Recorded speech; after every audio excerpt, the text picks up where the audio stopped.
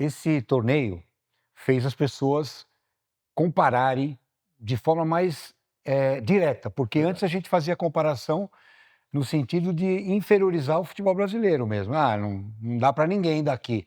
Imagina, o pessoal vai tomar sacola logo de cara, né?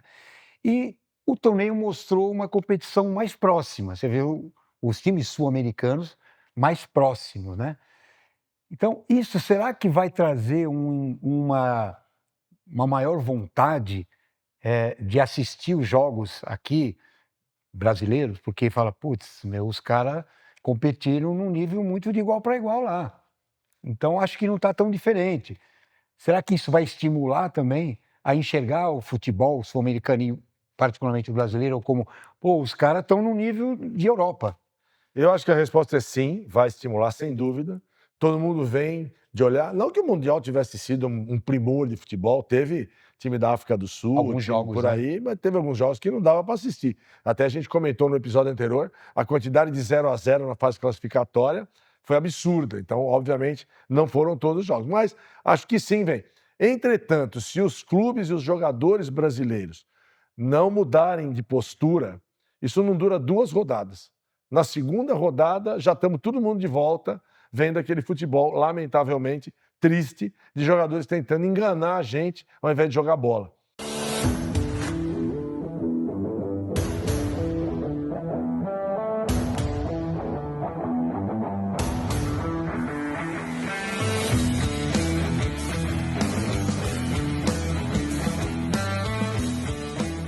Fala, galera, estamos aqui nós de novo no Voz Executiva. Vamos falar um pouquinho agora que acabou o Mundial de Clube, já quem tinha que ganhar dinheiro já ganhou, encheram o bolso de dinheiro, que era o motivo principal. Vamos falar um pouquinho agora do brasileiro, que o pessoal vai voltar, todo mundo que estava passeando, estava brincando, estava ficando com a família, vai voltar a jogar. Vou poder ver o meu Corinthians de novo. Então vamos falar um pouquinho disso, né, Salgueirão?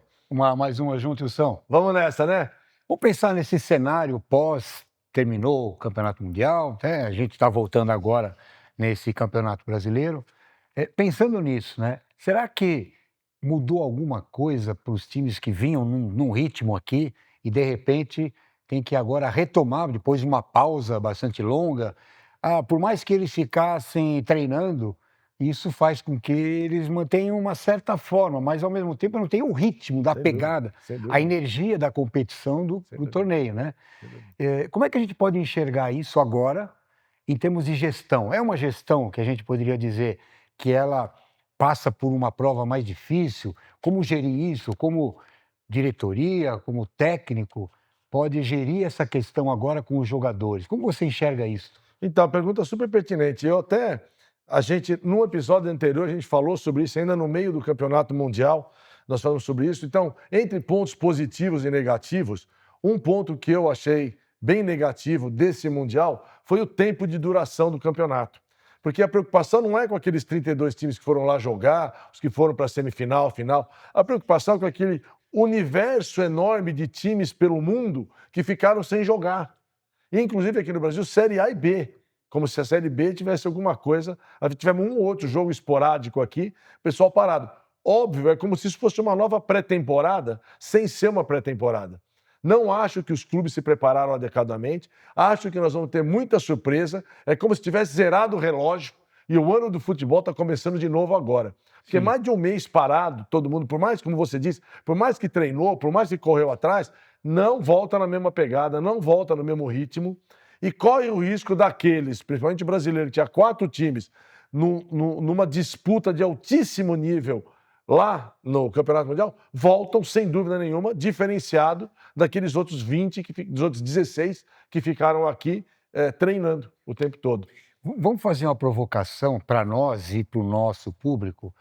É óbvio que esse campeonato trouxe uma vitrine diferente, tanto no sentido de estamos lá disputando com times considerados top no mundo. Então, trouxe para o público que assiste no dia a dia o futebol brasileiro aqui uma vitrine diferente. Durante um mês aí estão Sem dúvida. assistindo esses jogos diferenciados.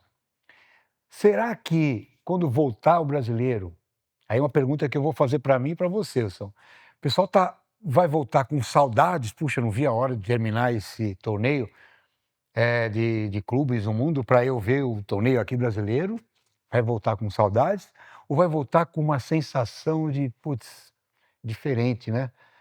Esse Mundial é muito mais atrativo, com os melhores do mundo e tal. E agora a gente vai ter alguns jogos meio comuns.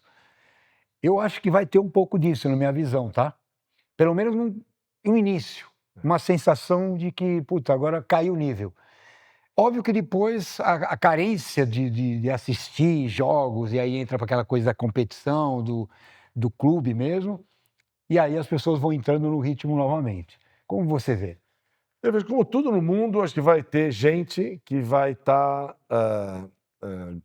optando pelos dois lados. Acho que vai ter aquele que vai achar que o futebol ficou fraco, que o Mundial é que era legal, que agora vai vir essa porcaria do local. Como vai ter aquele, que eu me incluo nesse, estou com saudade de ver o Corinthians jogar, de vibrar pelo Corinthians, chorar pelo Corinthians, de receber memes tirando onda por causa do Corinthians. Não faz tempo que eu não vejo, então não vejo a hora de ver o Corinthians em campo. Nesse momento, para mim, vai ser agradável, não tenho dúvida disso. Agora, se tem uma máxima que eu acho que a gente vai ouvir, independente das partes que escolham, é uma crítica que eu vejo quando a gente vai jogar por aí no futebol, a gente está fazendo a resenha, todo mundo fala isso, que é o como o futebol brasileiro tá chato, como o jogador de futebol brasileiro tá chato. Chato no sentido de o cara saiu correndo e tomou um pontapé no tornozelo, ele rola no chão e põe a mão na cara para simular que ele levou uma cotovelada. Ele esquece que tem as câmeras olhando 500 câmeras filmando o cara. Planta 2 bananeiras antes de ter uma falta. O juiz vai pro VAR, vai 22 jogadores atrás do juiz no VAR. Isso vai voltar. Então é isso que vai fazer com que o pessoal ache ruim. Porque o que eu adoraria estar falando aqui? E vou até falar, quem sabe, né? Deus não dá uma luz. Que esses jogadores que não foram disputar o Mundial tivessem assistido. Apesar que teve times argentinos. Porra, o Boca, a primeira partida do Boca foi horrível. Ficaram ali catimbando o jogo inteiro, bem futebol argentino mesmo. Foram criticados pelo mundo inteiro porque expuseram essa deficiência.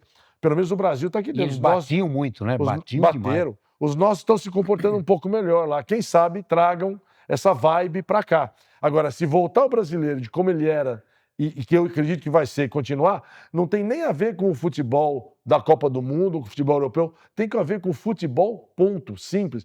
O que nós estamos fazendo no Brasil não é jogar futebol.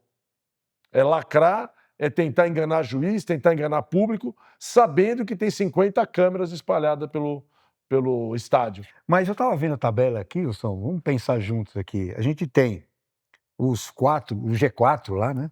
A gente tem o Flamengo e o Palmeiras dentro do G4. Verdade. Certo? E eles estão numa situação... Vão vir triscando. Você acha que agora, começando o Campeonato Brasileiro, eles vão estar no mesmo nível? Porque, naturalmente, o desgaste que eles tiveram lá foi grande.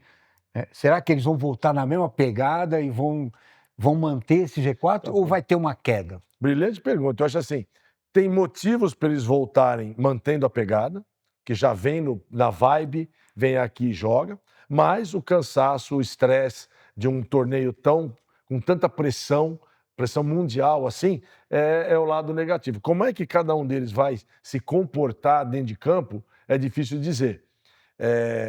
Supondo-se que entre o benefício do positivo, que é vir na vibe alta, versus o malefício do negativo, que é o cansaço, ele fique no 0-0, suponho que ele vai entrar no mesmo nível que os outros times brasileiros já estão aqui jogando. Então, o Flamengo e o Palmeiras vêm sendo os melhores times, sem dúvida, apesar do Cruzeiro e o Bragantino estar ali no meio do caminho, mas a continuar nesse ritmo, eles são sérios candidatos aos títulos.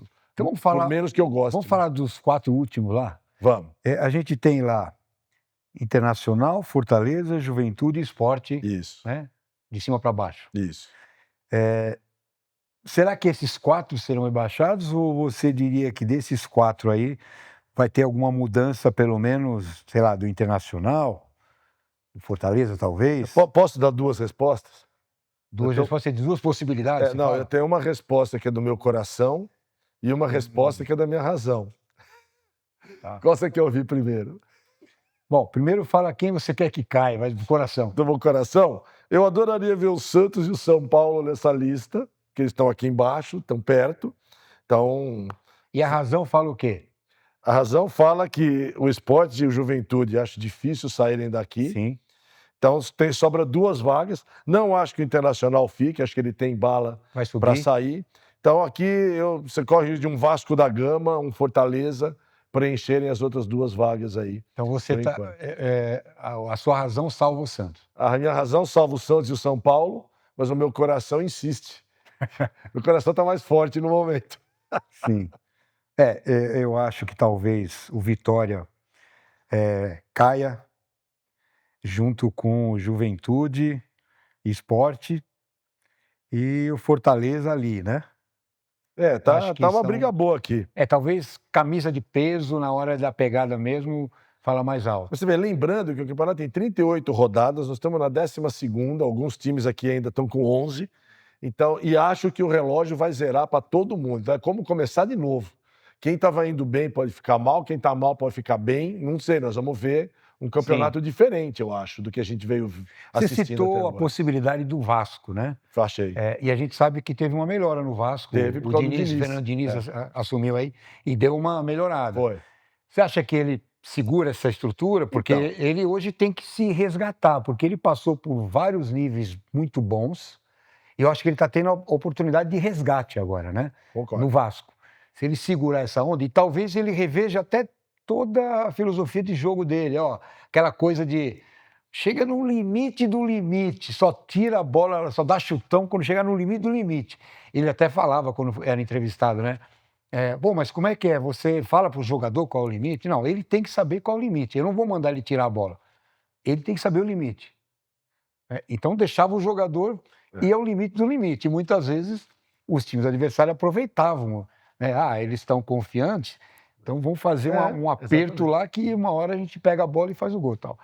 Você acha que ele vai segurar um pouco mais Você tocou exatamente no ponto. A performance do Vasco, no meu modo de ver, modesto aqui, depende muito do comportamento do Diniz. Aquilo que ele fazia antes já está muito manjado, essa que é a grande verdade. Ele foi fazer isso em vários times, os adversários e os outros técnicos já entenderam e conseguem explorar essa fragilidade. Ele durou bem, o último dele foi o Fluminense, Cruzeiro não teve chance, o Vasco começou bem. Se ele se adaptar, se reinventar e se tornar imprevisível, ele tem chance de segurar o Vasco, quem sabe até continuar com esse desempenho. Se ele voltar ao seu velho Diniz e insistir naquela tática que até na seleção brasileira claramente não deu certo, o Vasco tem chance de cair. Essa é a minha opinião. Então, eu estava outro dia analisando isso, né? Porque essa filosofia de jogo, de ficar com a bola o tempo todo, a maior parte do tempo você ficar mais com a bola, não dar chutão, né? Você pega time europeu... Tipo o City. Que faz isso, né? O próprio Real Madrid, você vê que eles tocam, segura. Barcelona.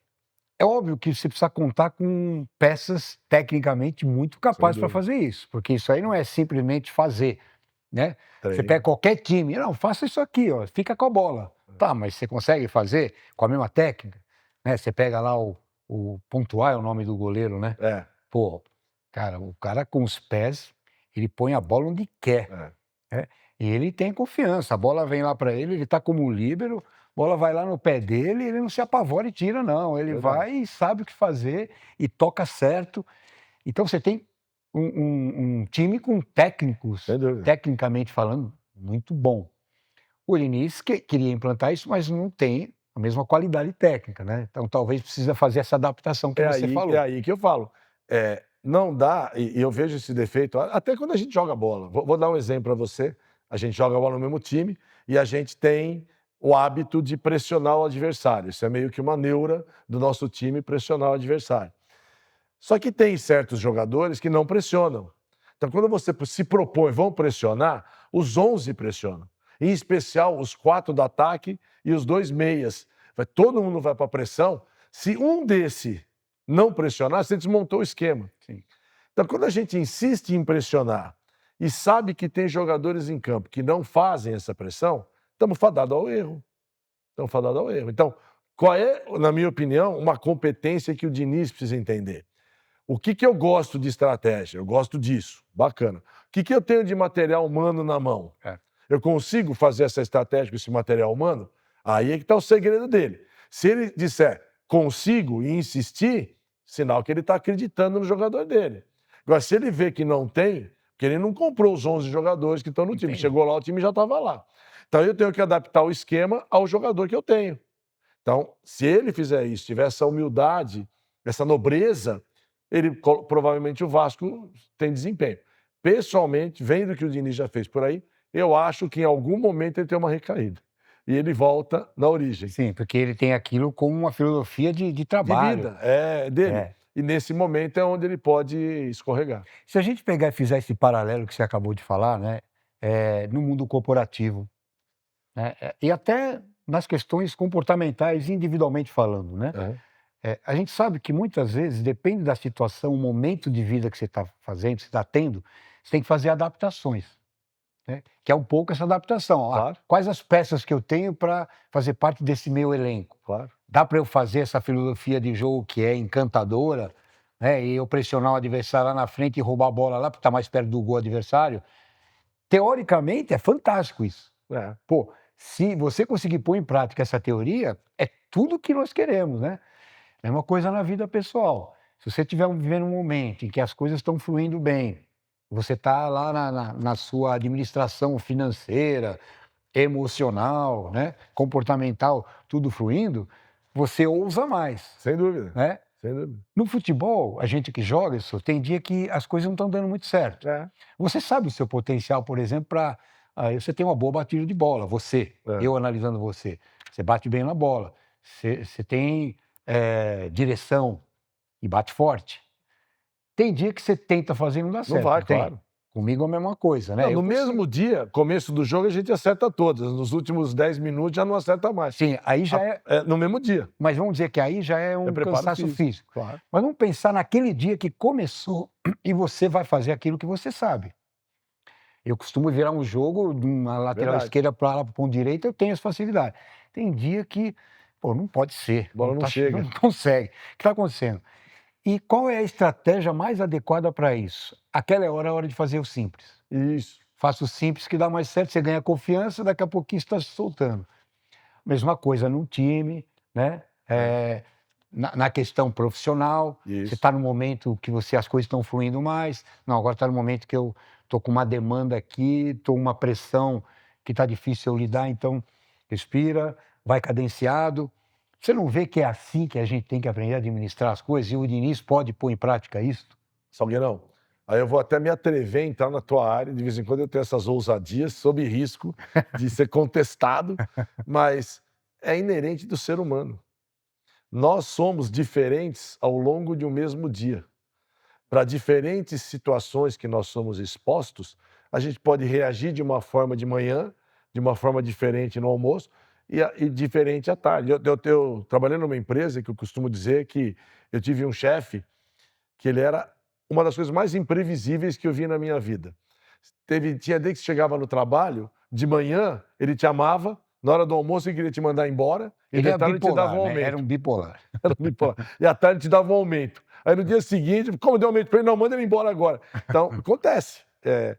Ele muda ao longo do dia e nós mudamos ao longo do dia. Então, para isso, você tem que... Aí é que vem a questão. Você tem que colocar gestores que tenham uma competência de gerir pessoas para entender o momento das pessoas, o momento da empresa, o momento do time de futebol, a pressão a qual você está subordinado naquele momento e tomar uma decisão, como gestor. Sim. E aí que você diferencia as crianças dos homens. Exato.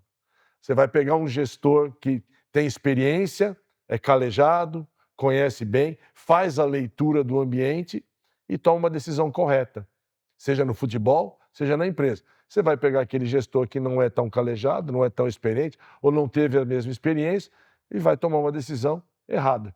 E aí é que você vai entender o gestor com quem você quer trabalhar e o gestor com quem você não quer trabalhar. Pegando esse gancho, essa sua fala final, pensamos assim, isso é uma coisa que todos vocês, líderes, gestores, sabem do que eu vou falar agora. Todo líder, todo gestor é solitário. Isso é uma coisa marcante que todos os gestores e líderes Verdade. falam. É uma área, é uma posição muito solitária. Bom, mas vamos para os nossos finalmente. Já que a gente falou quem pode cair lá, vamos falar assim, nós temos lá Flamengo atualmente lá em primeiro, Cruzeiro em seguida, Bragantino e Palmeiras. Tá. Quem vai ser o campeão? Eu posso dar 2 respostas também? Sim, a do coração e a da razão. Meu coração diz que o Coringão vai ser campeão. Não sei como, ainda mais com os problemas de gestão que a gente está vendo lá, mas coração é coração, tem razão. Então, meu coração fala que eu conheço. Mas vamos admitir que isso aí até você lá no fundo sabe que Isso é uma não é. utopia, tudo bem, a gente tem o direito de sonhar. Então, eu vou falar mais com a razão, olhando pela pontuação e tal. Para mim, eu voto no Bragantino. Bragantino. Bom, é óbvio... Até te peguei de calça curta. Sim. É óbvio que você falou isso aí porque você está torcendo. Você falou que o coração... Eu estou a favor de ninguém, eu estou contra os outros. Então, mais uma vez, não foi tão razão. Foi coração. Foi a melhor razão que eu consigo no momento. Mas a razão, você falaria o quê? Vai ter um pouco de coração que eu sei. Cruzeiro. Teve um pouquinho de coração que eu sei. Vai, eu tô chegando lá, vai. Não pergunta de novo que eu mudo outra vez. Flamengo. Flamengo, Eu acho que tem mais estrutura, tem mais equipe. Também acho. Mas eles vão voltar... Tá no momento melhor. Naquela conversa que a gente falou do Mundial, eles vão voltar muito cansado. Mas aí todo mundo volta. Palmeiras também, né? Acho que o Flamengo tem mais chance. Vai ser pegado, não vai ser fácil. Vai ser. Flamengo. Bom, vamos finalizar o nosso episódio de hoje? Gente, obrigado, audiência. Tamo junto. Compartilhe, curta e mande opiniões, sugestões críticas de temas que a gente vai estar sempre muito aberto.